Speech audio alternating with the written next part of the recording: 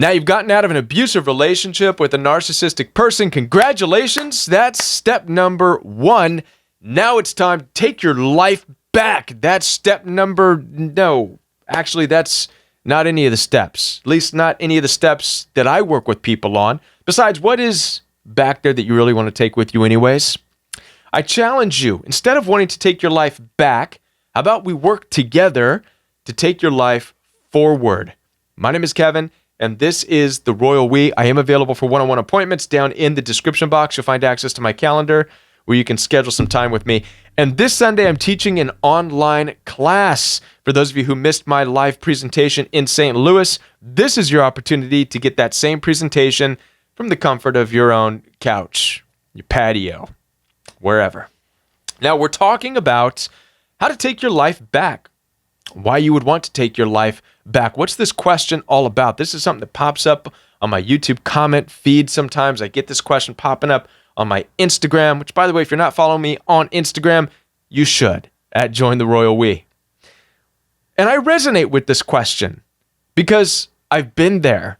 I've experienced this. And here's what's taking place. Anytime you leave an abusive relationship, whether you are dealing with a narcissist, a psychopath, a sociopath, a zombie, or a dragon, it doesn't matter. You experience trauma in these relationships. Now, consciously, the trauma that you experienced, you're going to pin it on that dragon, that zombie that you dealt with. That is where you believe the trauma came from, and rightfully so. They deserve that badge, and they can wear it. However, unconsciously, subconsciously, the systems operating behind the scenes of your mind and your body is painting a bigger picture. It's connecting all kinds of dots, and it's developing pathways and ways in which surrounded and connected to that traumatic experience for you.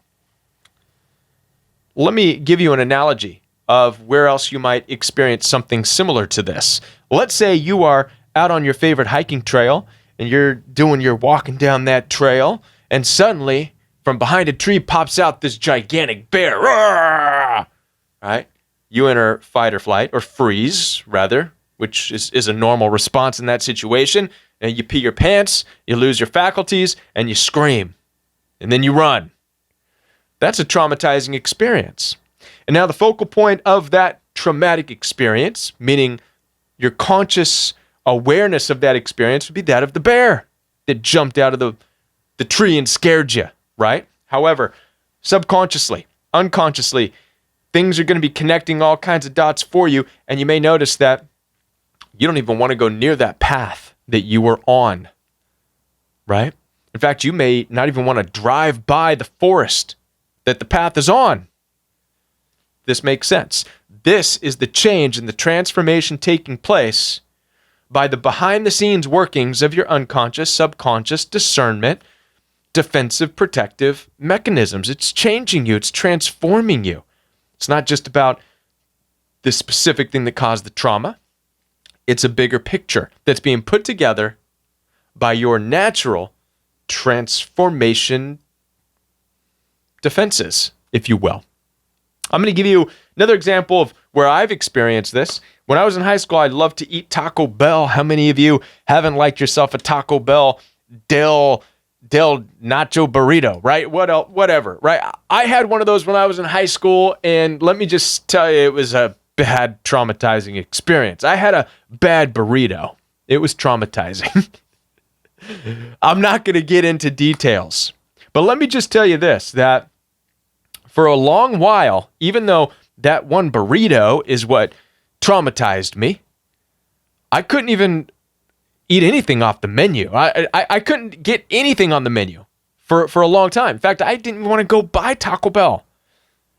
Right? No offense, Taco Bell. Listen, if you're watching, no offense. Do your thing. I still to this day don't eat from Taco Bell. What happened? All from one burrito. Well, again, the transformation process, it kind of attached all of it together. And we tend to kind of do these things. I'm not saying it's good or bad, but I'm saying that your body is transforming. And I'm trying to give you an understanding of what's changing, what's taking place, which might lead you to want to fight yourself. Because you notice these changes taking place, you notice your transformation, and now suddenly you're like, doggone it, I miss those nachos at Taco Bell. Right? Your body's doing the same thing. Your mind is doing the same thing. You're fighting the same thing coming out of an abusive relationship. I miss the things I used to do. When your body's saying, really? Do you have to do those things? It's not necessary. Your body wants you to really consider all the points and the things that you once were a part of that may have been connected to that traumatic experience. Right? I'm going to share with you one final example. About 7 years ago, I enjoy using this social media platform called Facebook. Heard of it? Little social media platform. People used to argue on it and fight and whatnot. And at this time, 7 years ago, I would post my political views, not to hurt anybody, just, hey, this is what I think and this and that. But as you are all aware, that became fighting words for other people out there. And suddenly criticisms and name calling and abuse and bullying started erupting all over the platform. And I stopped. And I went through a phase where not that long ago, actually, I'd say probably about 2 years ago, I really wanted to go back. Why? I want to be myself. I want myself back. I used to be so confident in talking about these things on social media and Facebook, and other people get to say what they want. Why can't I, right? And all this jazz that I was going through. But every time I would try to go and maybe say something, I'd be stopped. Stopped by what? By an internal mechanism inside that would say, don't do that. It's a waste of your time. It's a path that leads to destruction, right? You know what it ends in? Arguing, divisiveness, blah, blah, blah, blah, blah, blah, blah, blah. Not helpful for anybody. Besides, you have a platform where you are bringing peace and healing to people. Focus over there.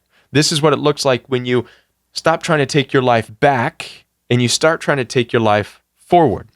And suddenly now I've come into agreement with my body, with my subconscious mind. I get it.